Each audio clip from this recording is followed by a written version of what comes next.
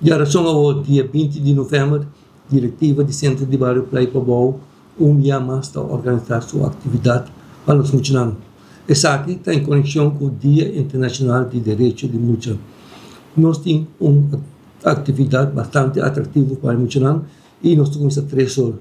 E para 3 horas, os muçulmanos podem wall slide, diferentes trampolim, e não podem participar na diferentes vegas.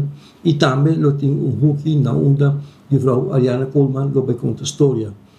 E a atividade aqui, manema, acaba de começar 3 horas e acaba 8 horas.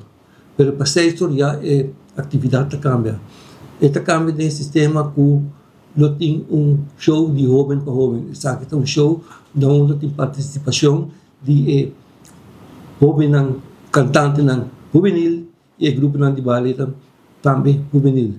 E a atividade está começando naturalmente com brass band e na onda nós temos show de carnaval organizado para Dazzling Dancers, grupo juvenil.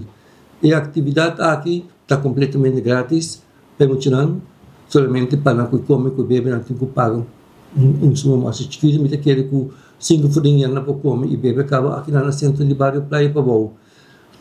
Também me tenho que mencionar também que o Centro de Classe de Swart Beach, sim, Centro de Classe de Swart Beach também está presente o dia aí e assim nós também temos uma atividade muito atrativa para os muçulmanos.